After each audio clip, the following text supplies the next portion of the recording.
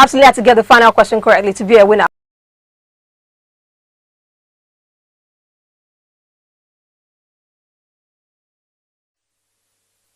Hi guys, my name is Omolava Keraji and I'm coming to you from the studios of CTV, your #1 online television station. I've got really exciting news to share with you across all of our different quiz programs. So you think you know about football, our junior club, our junior food and cooking, music and me, and Moviepedia. We've widened our winning pools, alright? The risk is higher, the reward is higher, and then you stand a chance to win. So for those of you who do not know, before now, our quiz format, you absolutely had to get the final question correctly for you to be a winner. So I'll do a quick crash course on how the quiz format runs. We have 8 questions in 5 stages. In the first round, which is the preliminary round, you get 3 questions in that word. If you can answer at least 2 questions correctly, you get to move on to the next round, which is the second round. In the second round, you get 2 questions. If you can answer at least 1 question correctly, you get to move on to the next round, which is the quarterfinals. In the quarterfinals, you get 1 question. If you get that question correctly, you move on to the semifinals. In the semifinal, you get 1 question. If you get that question correctly, you move on to the finals. If you get my final question correctly, wow, that's it.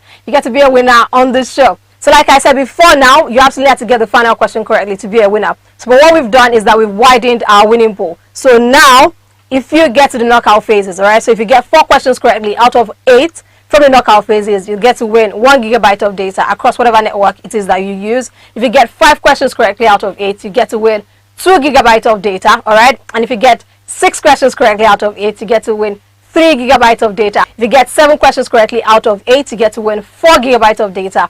And if you get 8 questions out of 8, you've proven that you're doing good, and you get to win 5 gigabytes of data. All you have to do to be a part of the show is for you to follow us across all of our different social media platforms on Twitter, Instagram, TikTok, YouTube, and Facebook.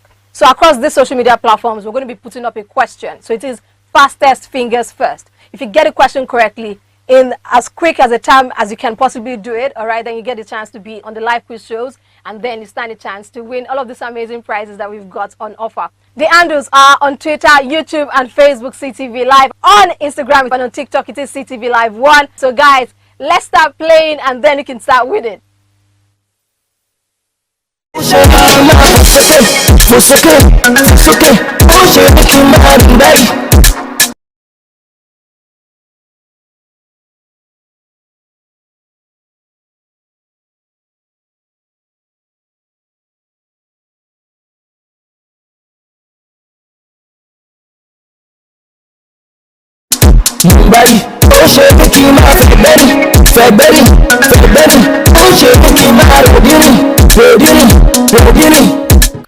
It is time for the Osemi Dance Challenge, and you stand a chance to win 100,000 naira. Wondering how? All you have to do is to watch the Osemi video, be creative, put your spin on the dance step, film yourself, and make sure to use the hashtag Osemi Dance Challenge and Osemi Challenge. Make sure to follow us across our social media platforms on Facebook at CTV Live, and on Instagram and TikTok at CTV Live 1.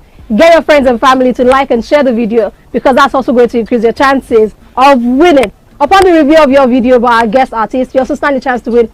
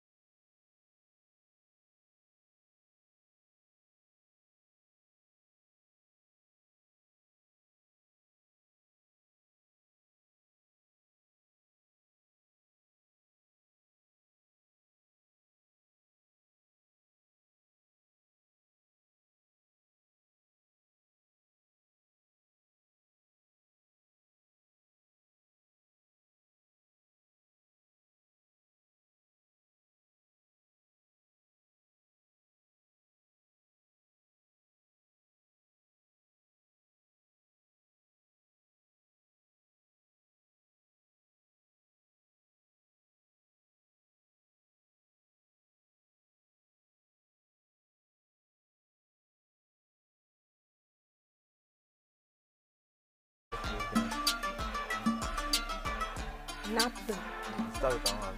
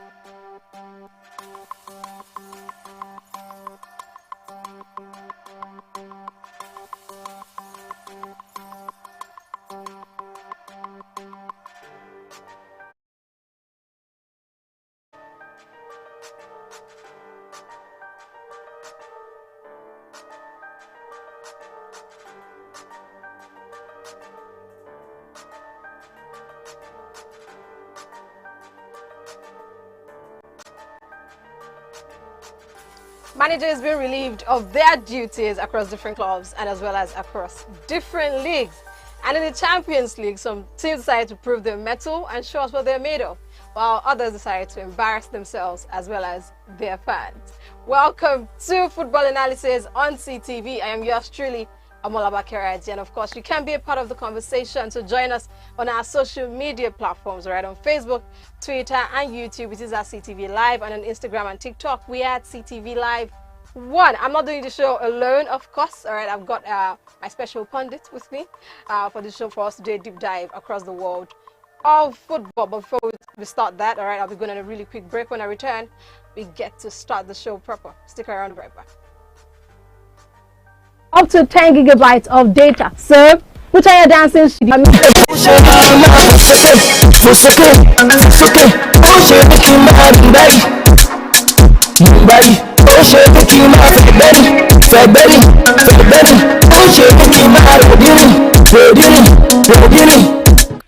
It is time for the Osemi Dance Challenge, and you stand a chance to win 100,000 naira. Wondering how? All you have to do is to watch the Osemi video, be creative, put your spin on the dance step, film yourself, and make sure to use the hashtag Osemi Dance Challenge and Osemi Challenge. Make sure to follow us across our social media platforms on Facebook at CTV Live, and on Instagram and TikTok at CTV Live 1.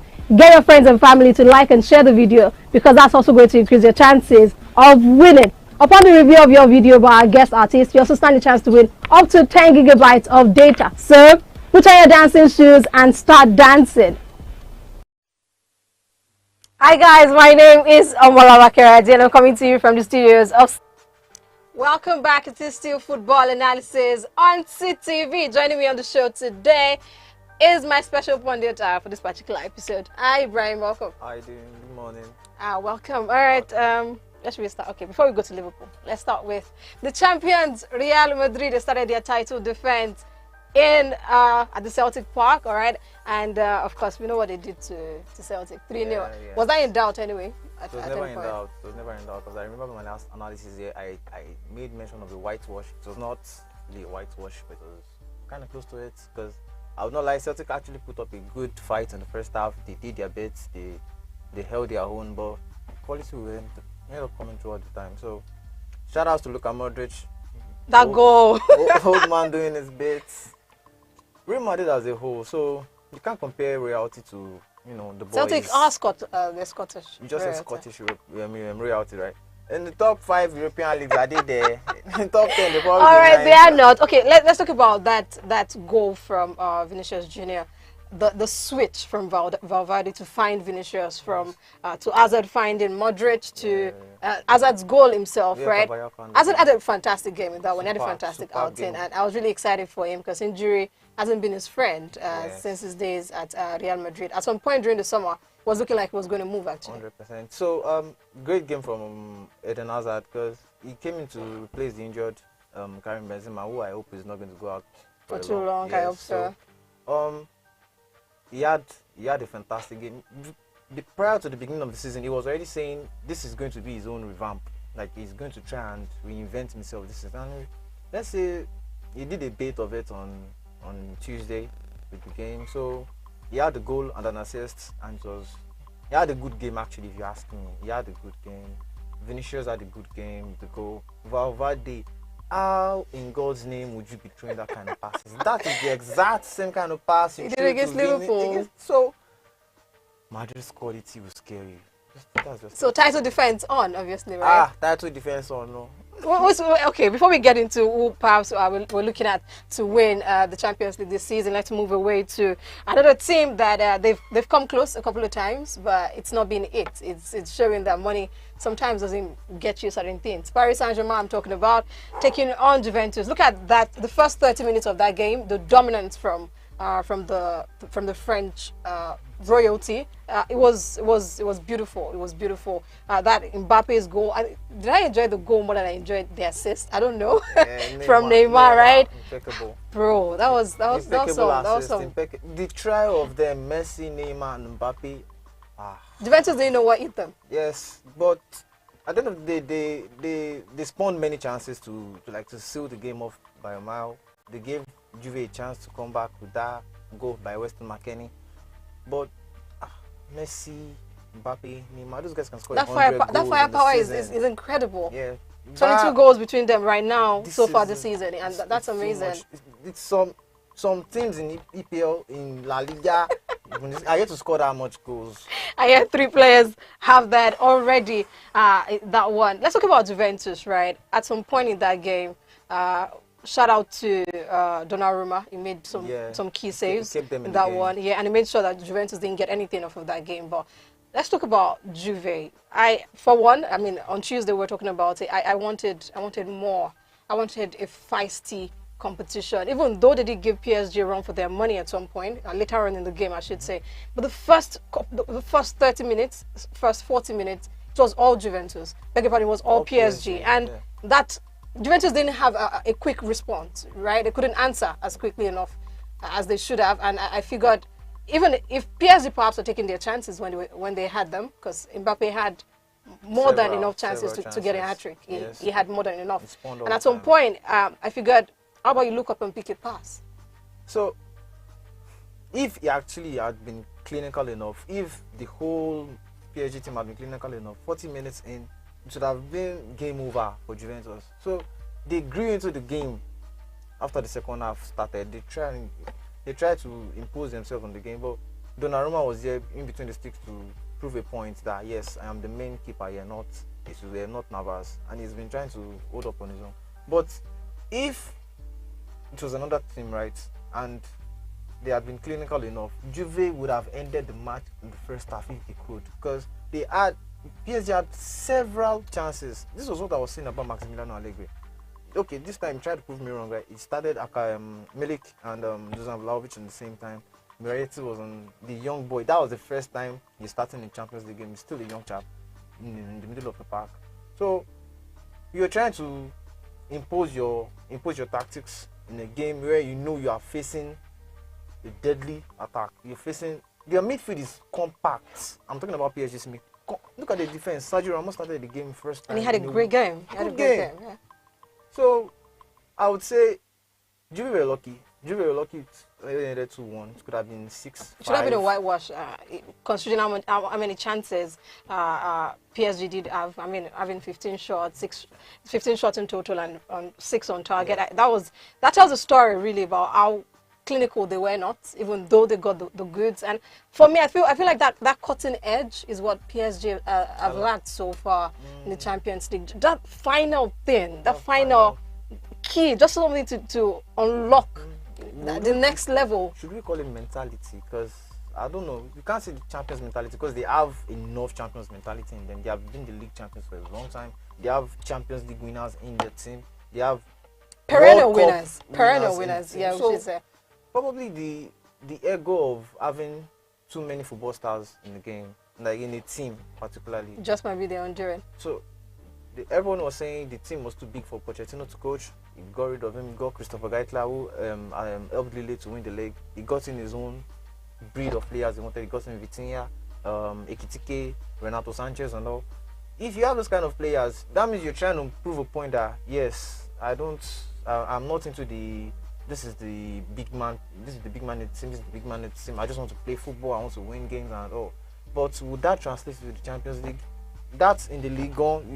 From now, you could actually go stake a bet that PSG is going to win the league. Absolutely, and more often than not, you're going to be correct. Fine, but Champions League, if you are telling yourself PSG are going to go into the semi-finals of the Champions League, it's a far dream, and that is just being realistic. So, however it is, I would just say when the mother of luck of football shines on PSG, they might actually end up winning it. Because I don't see any. I'm not sure if it's going to be this season though. But hey, it's still early. It's still early. Let's see how that's going to go. For our next game, let's talk about Sevilla taking on Manchester City. At some point in that game, it looked like Sevilla were able to curtail what City were bringing. It was as though they were able to stifle the tide a bit. It wasn't. City kept on attacking, of course, as expected. But at some point, I was like, oh, Sevilla, are they good? Are they going to be fine? But no. And then Alan said, no, they are not going to be fine. Bro, 12 goals in 7 games that man has right now. Yes. 25 goals in 20 Champions League games. So what is that stat? Sorry, what is that? Come on. He's settled to life. See me taking a deep breath before I talk about that. He's settled to life so well. Yes. With City, it's amazing. It's scary what City can do with that boy up top. It's scary where they can get to in the Champions League this season because that is everyone knows that is their ambition. PSG has the ambition too, but to me they don't look like serious contenders the way City is right now. City is. Look at Sevilla now. Sevilla, they're struggling. Apart from struggling, they're Spanish royalties. Man City inflicted the biggest European defeat ever in the history of the San Pizjuan Stadium. But here, it's expected, I suppose. It's expected, but not a 4-0 on your backyard. Well, fine, you had Alan starting, who is on fire. You have Phil Foden, you have KDB, you have the rest of them. But, you know, at the end of the day, they made Sevilla sack Julian Lopetegui. I really don't blame them. They go like 4-0, and they've been struggling. They had to have a win in the La Liga. They are 17th on the table. Yeah. It's too bad. It's too bad to call. But let's see. Game on Manchester City. Let's see if they're going to do the business this time around in the Champions League. I mean, it's been enough of investment in that squad. You have Pep Guardiola. I mean, he's a perennial winner. He knows he has won the Champions League before. With Barcelona, wasn't able to do the same with Bayern Munich. Let's see if this time around it's going to happen. All right, I'll be going on a really quick break, and when we return, we continue on the Champions League. Stick around. We'll be right back. Hey there. So you think you know about football? Join me, Omola Bakeraji, on CTV every Tuesdays and Thursdays and put your football knowledge to the test. You stand a chance to win up to 5 gigabytes of data. All you have to do is to follow us across our social media handles and answer the question on there correctly. To participate on the live quiz show, our handles are on Facebook, Twitter and YouTube. It is at CTV Live, and on Instagram and TikTok it is at CTV Live 1. So if you think you know about football, this is the place to be. Hey there! So you think you know about football? Join me, Omolaba Keraji, on CTV every Tuesdays and Thursdays and put your football knowledge to the test. You stand a chance to win up to 5 gigabytes of data. All you have to do is to follow us across our social media handles and answer the question on there correctly. To participate on the live quiz show, our handles are on Facebook, Twitter, and YouTube. It is at CTV Live, and on Instagram and TikTok, it is at CTV Live 1. So if you think you know about football, this is the place to be. Welcome back. It is still football analysis on CTV, and I've got Izzy Baba with me in the studio now. Off we go to Croatia. Let's talk about Dynamo Zagreb. They passant in Chelsea's Gary. One goal to nil handed in favor of Dynamo Zagreb. The goal coming courtesy Mislav Orsic. That result, did you see it coming? Not really, but you know, I actually predicted it in a way. On Tuesday, I was like, Dynamo's pushovers. They are Croatian football royalty. They are champions of Croatian league for those. Some will argue with me that you can't compare the Croatian league to any other leagues in Europe. Fine. These guys almost went on a 109 unbeaten run. At some point, some point. So, and Chelsea has been lackluster at the start of the season, right? The win against West Ham can still be argued that it can't be a win. Before that, they struggled. So, but if you want to put the quality of the teams side by side, Chelsea beat them by miles, and they couldn't even come up with a response to Osic's 13th minute goal. And so they had 70 plus minutes to respond. Nothing happened. And nothing happened. So the manager got the head for it. But what would you say about the teams themselves? Like, Sterling was there. Abo had his first start. Fofana was there. Fofana had his hands, legs, and every part of his body involved in that goal. So, well, it's football. It's a cruel game at some point. So, Chelsea fans didn't see it coming. I, for one, didn't see it coming. I mean, I figured that it was 13th minute. I felt like Chelsea had more than enough time to respond. They had more than enough time to show us their mettle. I mean, they didn't. They won the Champions League in 2021. They are with the bulk of as they call themselves. That squad, really. Okay, take away that it was Kepa in goal, Koulibaly. It's supposed to be an upgrade now, isn't it? But hey, that didn't happen for Chelsea. So let's see how the rest of the season does shape off for the Blues right there. I mean, you already alluded to Thomas Tuchel's sacket right there. We'll be talking about that in a bit, so stick around. Of course, now let's now move on to Champions League. Of course, another game I think we should be talking about. Napoli taking on Liverpool. 4-1. Liverpool decided to embarrass themselves and their fans. Whoa, so did you see it coming? Not the scoreline, but Napoli victory. I thought I said it. You did actually. I was tilting towards Napoli winning the game, but not dismantling Liverpool like that. Liverpool were dismantled from the beginning till the end of the game. Their backline was off. It was so easy. It was like hot knife cutting through butter. Easy access. It could have easily ended 7-8-1. Minimum, actually, if Osimhen had converted a penalty. They had a goal line clearance. Van Dijk had a goal line clearance.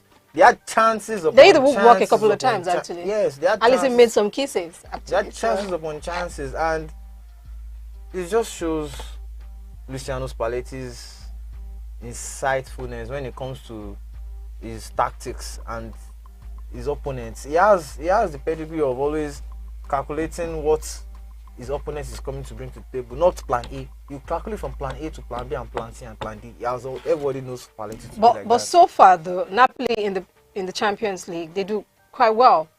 The early stages of the games. Early stages, and when push comes to shove, they get shocked. They fall off. So is this going to be the season? Perhaps we're seeing them in the knockout phase. Is it quarterfinals, the semi-finals, perhaps? Quarterfinals is actually easy for them this season because Napoli and Liverpool are the favourites to leave the group, and Ajax now is there. So now Liverpool doesn't even really look like a favourite because of their form and all the things going on between the club right now. So It's all Napoli, Ajax, Napoli, Ajax. So Napoli, it's easy for Napoli to get off the group. Who do they face next after Liverpool? They face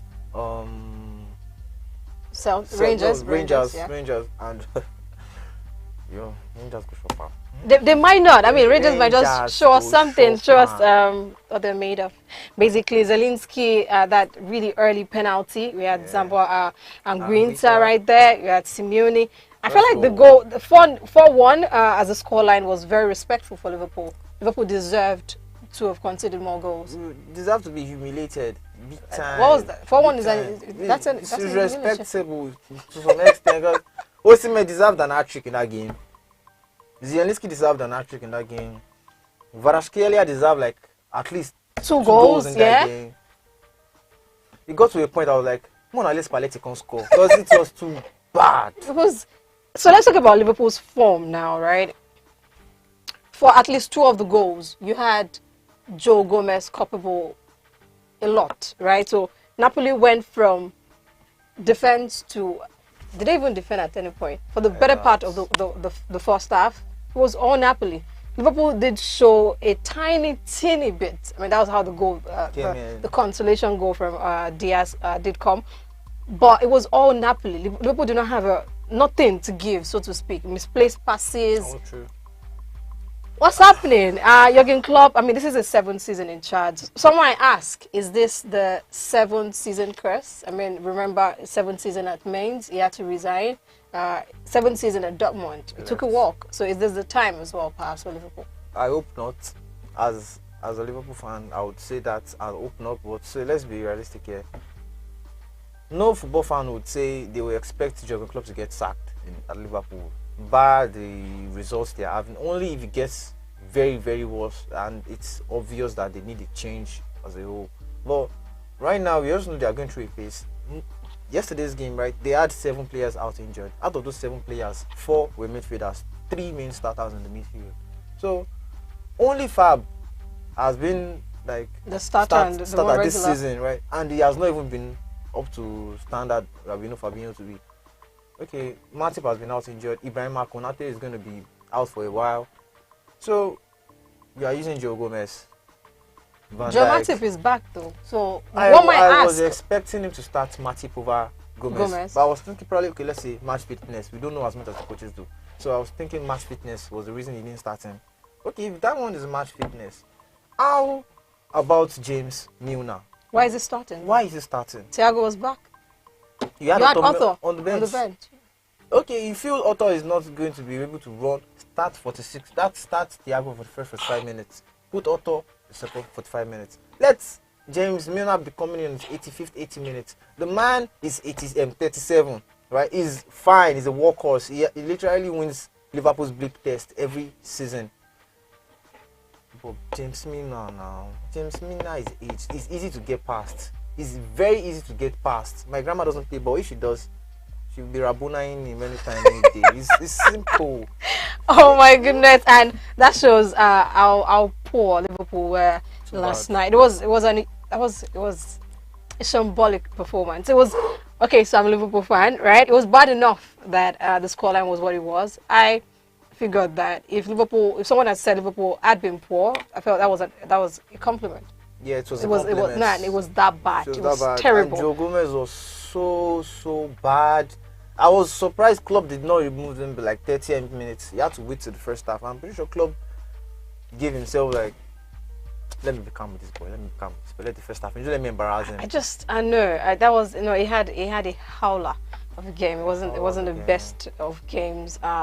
From him, let's see, as the season does progress, if Jurgen Klopp's job will be in jeopardy, perhaps. I don't think it is, but I don't think FSG will do anything right now to Jurgen Klopp. We'll see how that does pan out. Let's move away now from Liverpool's showing last night to Inter Milan taking on Bayern Munich. We had such display from Inter. We didn't see Inter give us all of that, so to speak. Bayern Munich 2, Inter were home at the San Siro. And talk about Bayern's dominance now. I felt 2 goals didn't paint the picture of how dominant Bayern were. 2 goals were just like to help out Inter because they were really bad on the day. They had just like 2 chances on goal all game. Bayern had several. And they should have been more clinical. Yeah, they should be more clinical, right? So would I say they're missing the services of Lewandowski in the middle of the Bayern up front? Top, maybe. Just maybe, actually. Maybe. I mean, he's lower. He's lower. Because fine, Bayern score for fun. Everybody in Bayern can score, but it will get to a point, right, where they meet a very compact team that knows how to hold the ball and defend and at some time pack the balls. They would need the services of an out-and-out striker who knows how to run behind the defense, create space for bring us to that run kind of in. energy that Lewandowski does bring to the table. So, I mean, how do you have 11 shots on target and you score just 2? Yes, just 2. And the second goal was an own goal. Fine, it could have actually easily been a goal if D'Ambrosio wasn't there. But D'Ambrosio, if he had his legs sorted out, he could have easily cleared the ball. So the match could have actually ended 1-0. So it's still tantamount to the fact that they need a cutting edge up top to always finalize this game. Because when push comes to shove, although we know Bayern to always annihilate any teams, but when push comes to shove, next week we'll tell more now. It's Bayern back. Barcelona, and that's one game to watch. I mean, remember the scoreline in 2020, right there. It was hate.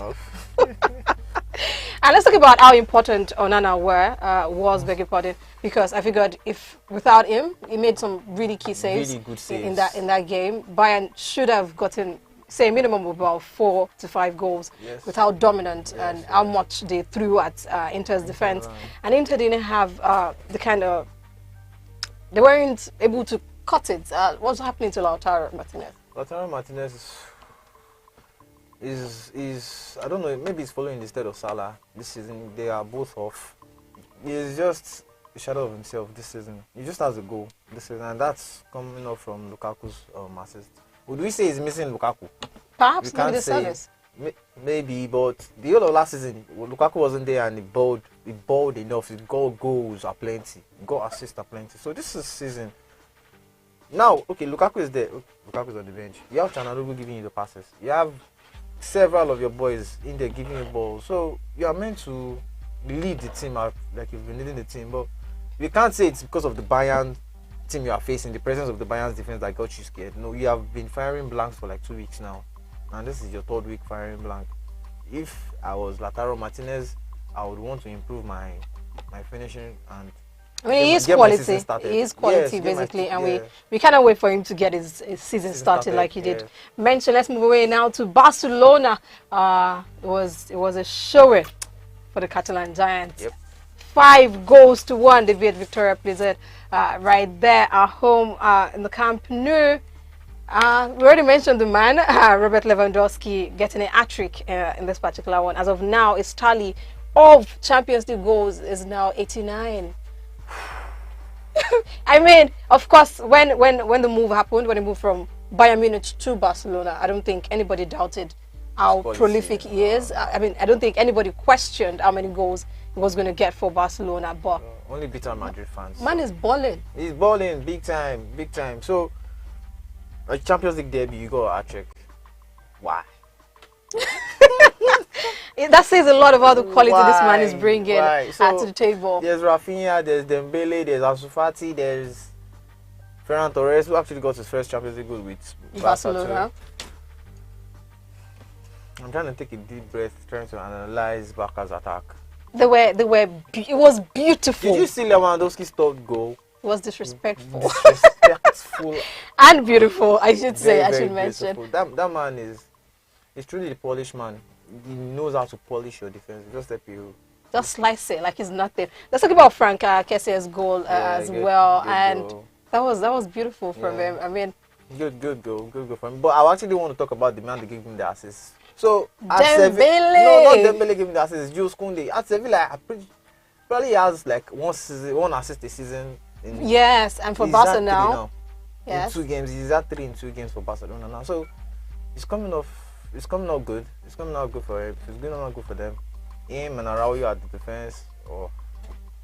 Barca is going to go good this season. Let's see how good. And I need to mention Ousmane Dembele. His resurgence. Ousmane. that pass for Ferran Torres' goal, of which he had his hand, his legs, and everything Barca were doing up front. It was that good. It was that important. It might not have been on the score sheet, right? But no, it didn't take away from its impact that he had in that game.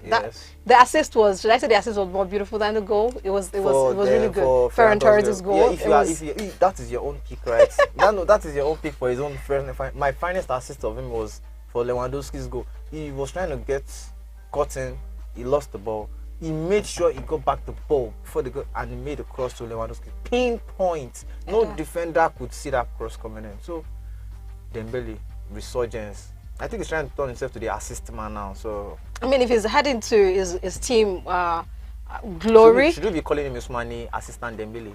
Maybe we just might. Do you need an assist? Just call me. Okay, now away from Barcelona, and of course we can't wait to see the showdown. Barca taking on Bayern Munich next week. Let's see. I mean, goals are plenty. I hope you guys should please give me what I want. Thank you very much. Tottenham Hotspur taking on Marseille. That game, Richarlison getting his first, his second Champions League goal right there for Tottenham Hotspur. I mean, what a goal for the man. I mean, what a place to be for his career, I should say. I mean, the move from Everton to Tottenham, I think it's doing him some good. It's doing him good because you could see he broke down after the game. It was all in tears. His Champions League debut, first game ever in the Champions League, and he got 2 goals, 2 nice, taking headers to give Tottenham the win over Marseille. So he has always been getting the stick for his antics. He has loads of them. He has a bag full of tricks, but that doesn't take away from his quality. Exactly. His quality. Anytime they added to anything, his quality, and he's a Conte-like player. Antonio Conte. I mean, the aggression, the imposing physicality, and all that. Keep running until the 98th minute, even after the referee blew. Keep running till you get it. So I'm actually very happy for him. It's a nice week for Everton fans, you know. Having Richarlison. Their boy getting goals, Liverpool getting beat. So interesting. Very interesting. Okay, away from Tottenham Hotspur, let's touch on Ajax now. Ajax taking on Rangers 4-0. Ajax played in the Premier League, and should I call it a statement of intent for Ajax, for the Dutch side? Are we looking to see them? We know they've lost their manager to Manchester United. Are we looking to see them go and do wonders? Let's talk about their star boys right now, from Kudus to Bergwijn, the former Tottenham Hotspur man, to Alvarez. I mean, it's quite some team that is young, explosive, beautiful. What are you expecting from Ajax? Ajax has always been like this. They have always had explosive youth to season in, season out, season in, season out. But as we all know, Ajax to be a selling club. I hope at the end of this season, there's not like I hope. I know by the end of this season, half of those boys, if they do very well in the Champions League season, are going to go. So they have to start again. But that does not take away what they did against the Rangers, what they have been doing in the Champions League, what they have been doing in the Eredivisie. Look at them in the Champions League yesterday. Fine, you can see it is Rangers. But you play what's in front of you, though. Yes, and they played fantastic football. So I was saying just earlier that everyone was thinking Napoli and Liverpool were the favourites to leave the club and the group. Now Ajax is in. So Ajax next game is really going to explain to most of us what they really want to do this season. And they were taking on Liverpool. They're taking on Liverpool. Shaky Liverpool. Anfield. We all know Anfield, but shaky Liverpool. Standard Ajax. Look at Bergwijn. He has 8 goals in 7 games for them. I'm pretty sure he didn't score that in his Tottenham's days. Yeah. No. So there's Mohamed Kudus. That boy is fire. Look at me doing my hand. That boy is fire. There is Alvarez. He had a really good game. His movement off the ball. It's quite exciting. He's like a David Neres 2.0. If you ask me, he's like an upgrade on David Neres, who is at Benfica right now. He's not taking anything away from David Neres' quality, but bro, Ajax. The Champions League obviously gives us great game all the time, even when it's a stalemate. And we cannot help but mention Atletico de Madrid's drama they're taking on Porto. That game, that fixture always comes with red cards. Like it Serious always bookings. it gives it to us always. And we had a sending off for Mehdi Taremi for Porto. Now let's talk about the drama. We had 90 minutes in that game. Both teams, they did do their bit to try to get some goals, but no, 90 minutes. Okay, there was a goal rolled out for Atletico Madrid for an offside, but it was goalless up until 98 minutes. Yes. Then you have 90 plus 1. Atletico says, I'm going to score in this place, courtesy from Mario Mosso. And then you had an almost instant feedback, I should say, from Matheus Uribe from the penalty spot for Porto. It was 1-1. We're like, okay, game over. It's 90 plus 6. But no, Antoine Griezmann says, I still have one more trick up my sleeve. Yeah, 90 plus 11. That's okay. So after Liverpool's game, I had expected that Atletico Madrid and Porto were going to play a goalless draw, and to see 3 goals come in the space of 11 minutes. Chaotic ending, very, very chaotic ending. Because most people, if you actually were watching the ball at your house, you switch off the TV at 88, 89 minutes. Because You expected it to just end that way. But this is football.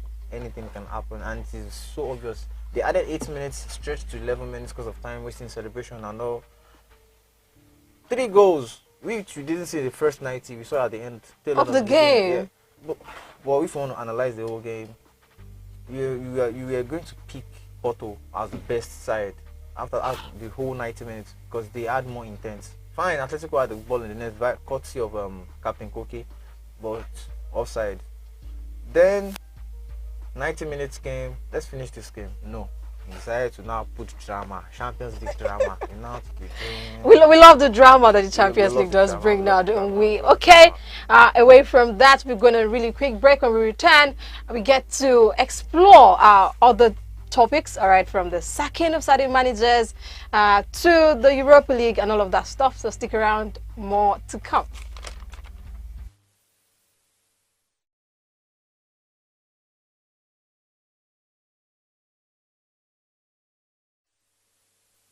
Hi guys, my name is Omolava Keraji and I'm coming to you from the studios of CTV, your #1 online television station. I've got really exciting news to share with you across all of our different quiz programs. So you think you know about football, our junior club, our junior food and cooking, music and me, and Moviepedia. We've widened our winning pools, all right? The risk is higher, the reward is higher, and then you stand a chance to win. So for those of you who do not know, before now, our quiz format, you absolutely had to get the final question correctly for you to be a winner. So I'll do a quick crash course on how the quiz format runs. We have 8 questions in 5 stages. In the first round, which is the preliminary round, you get 3 questions in that word. If you can answer at least 2 questions correctly, you get to move on to the next round, which is the second round. In the second round, you get 2 questions. If you can answer at least 1 question correctly, you get to move on to the next round, which is the quarterfinals. In the quarterfinals, you get 1 question. If you get that question correctly, you move on to the semifinals.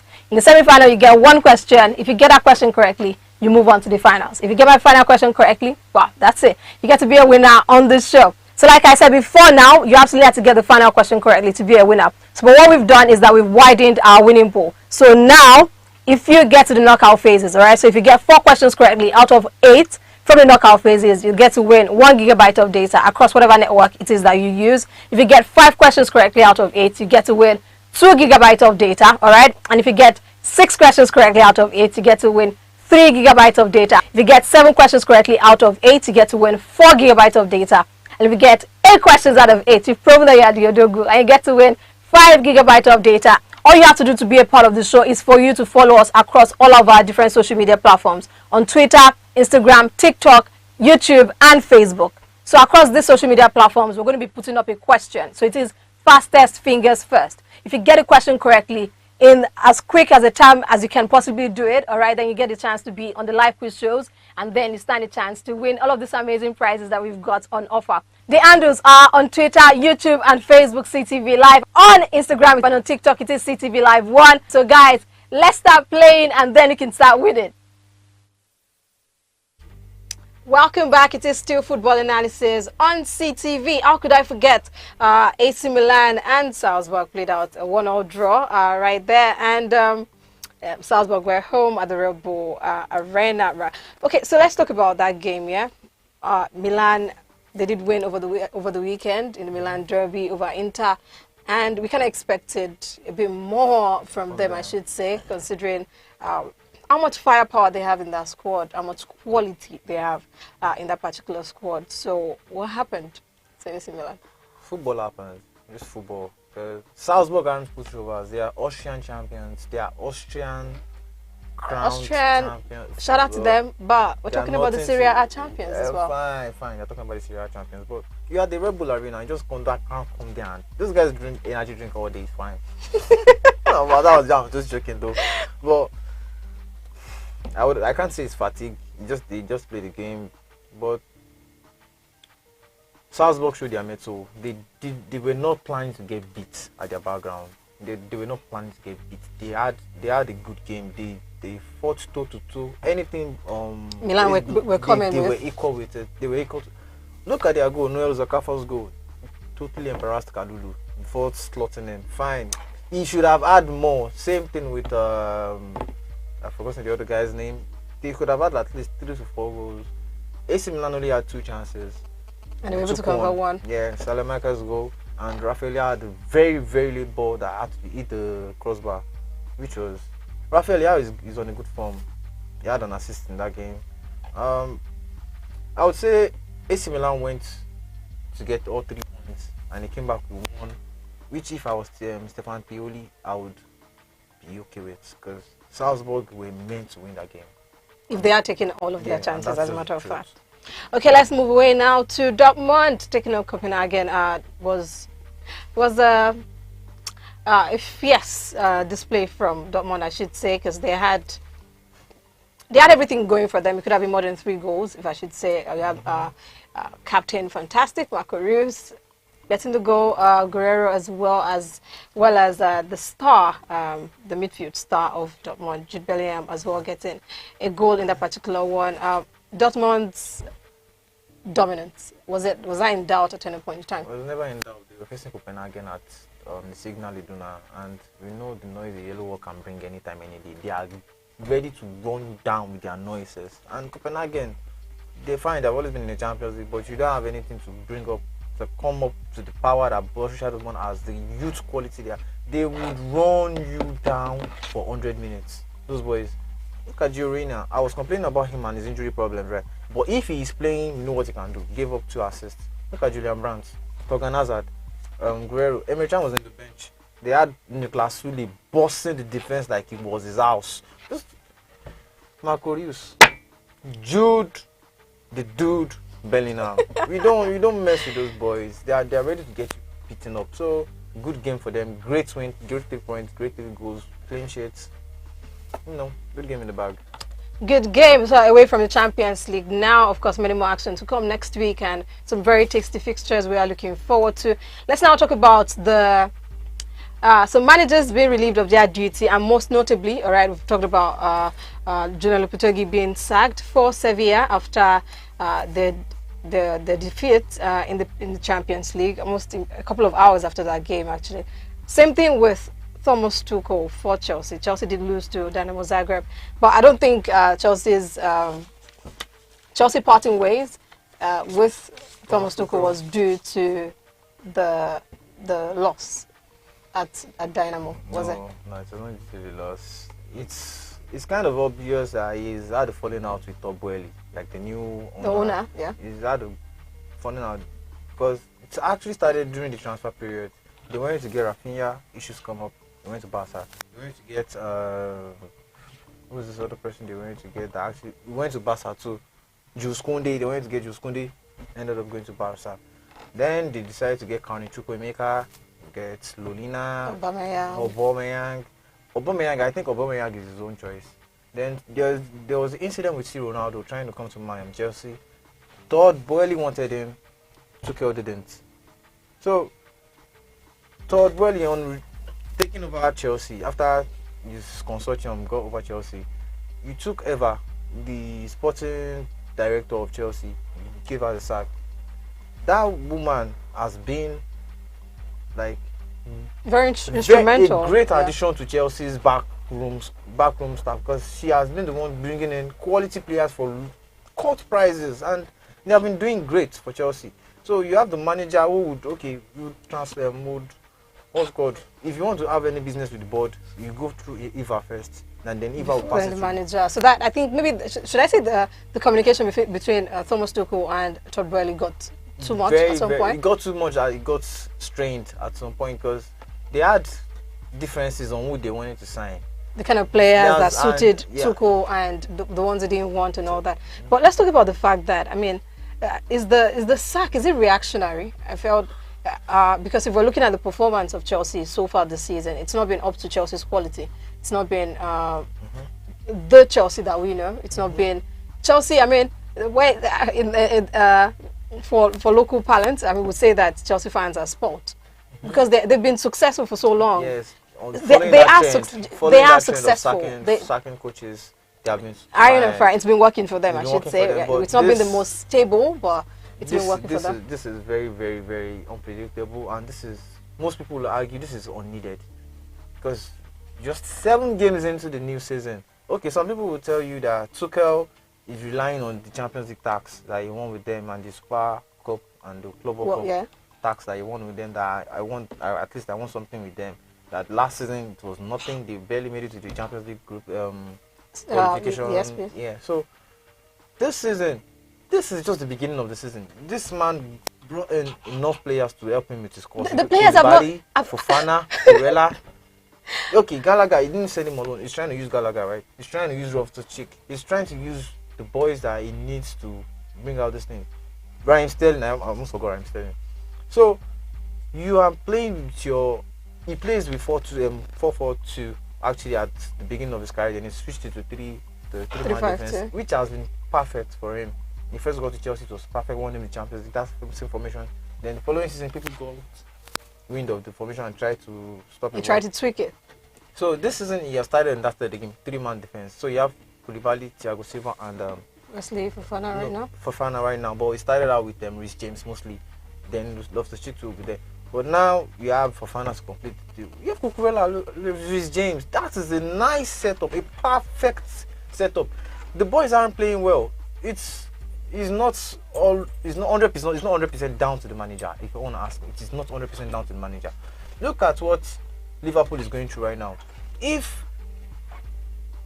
Not every club is a sacking club, but even all sacking clubs don't just sack like that.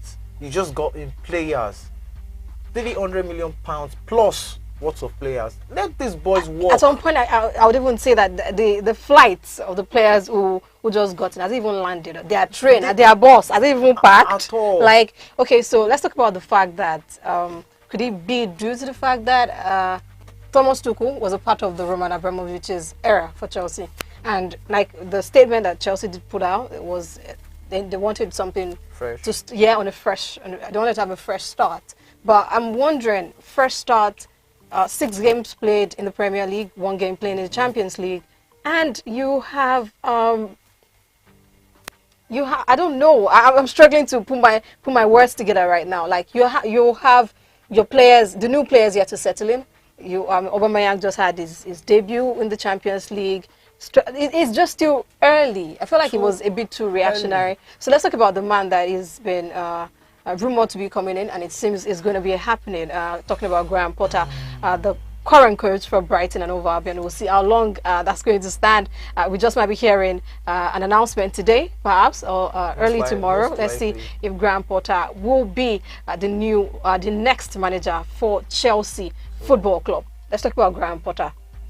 He has been solid for Brighton and Hove Albion. Came in 2019, steadied the ship.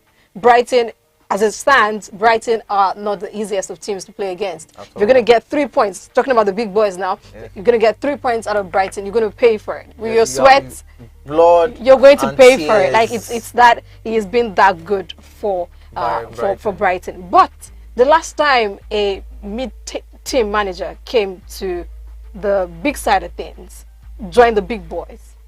For example, now let's talk about David Moyes to Manchester United. Yeah. What do you think Graham Potter's future, if it's going to happen, to Chelsea? What do you think? Do you think is the right fit? Do you think right now, if he goes to Chelsea, what are we expecting basically from him?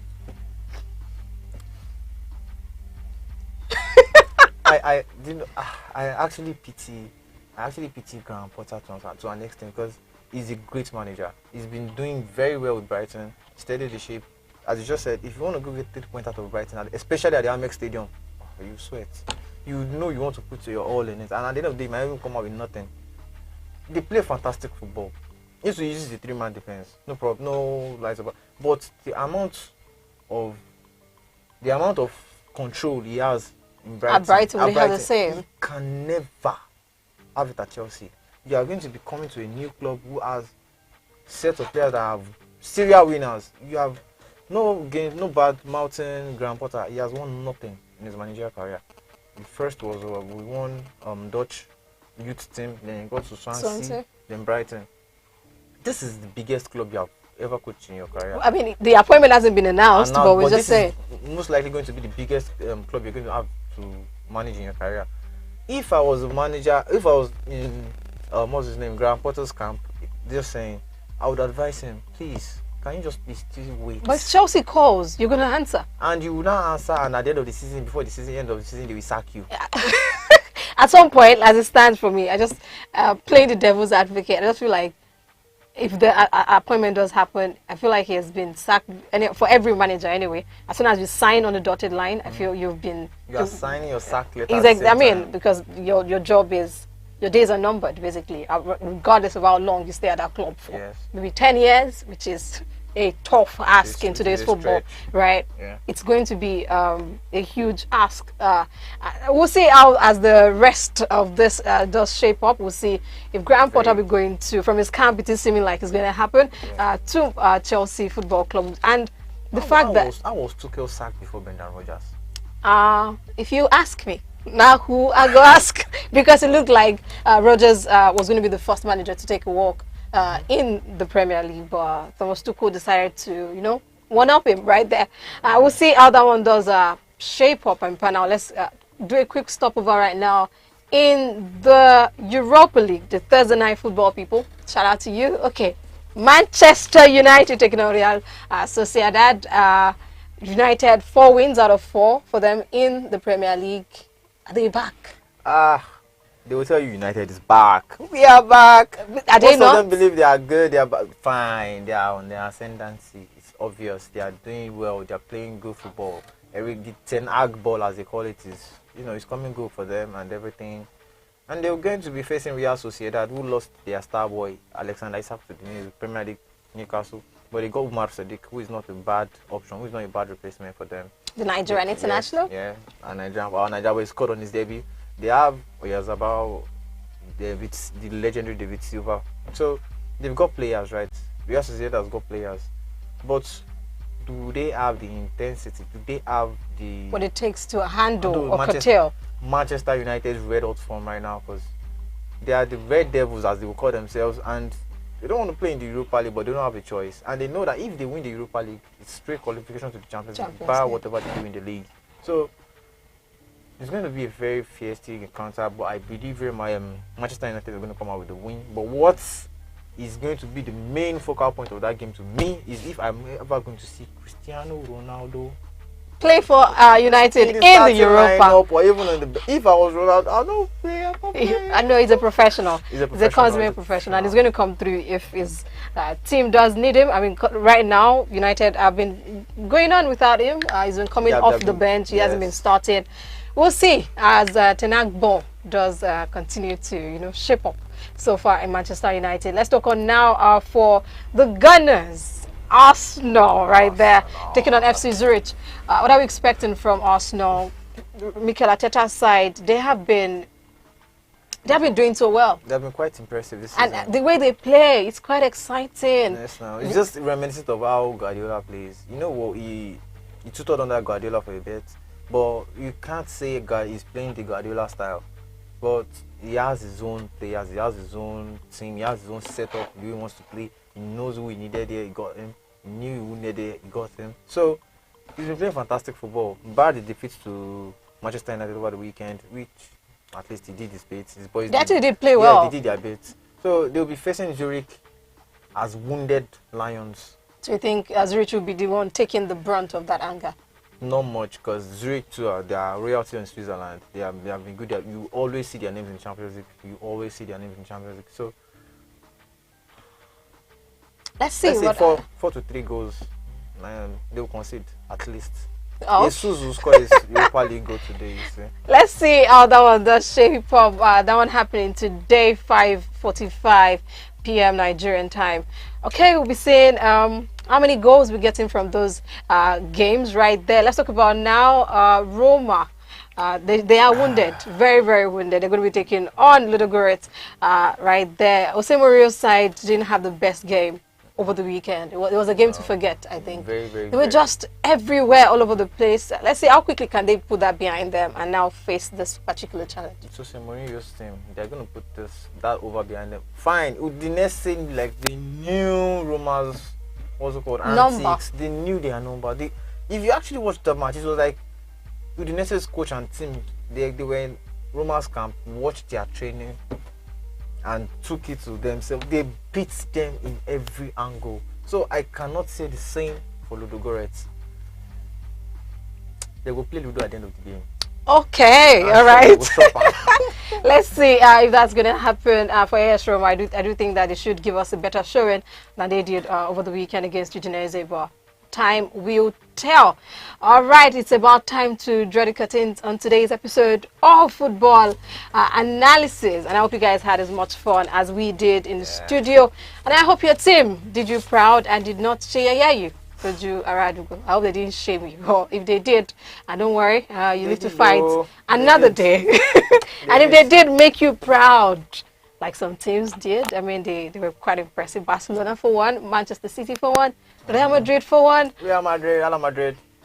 Please pick a side. All right, stick with Liverpool. Stick with Liverpool. Okay, guys, it's about time for us to say our Betty Buys on today's show. Make sure to follow us across our social media handles: Facebook, YouTube, Twitter at CTV Live, on Instagram and Twitter at CTV Live 1. I remain yours truly, Omalaba Keraji. And CTV Live, you know how we do it. Your #1 online television station, and we've got you covered all day, every day. So guys, take care and bye for now.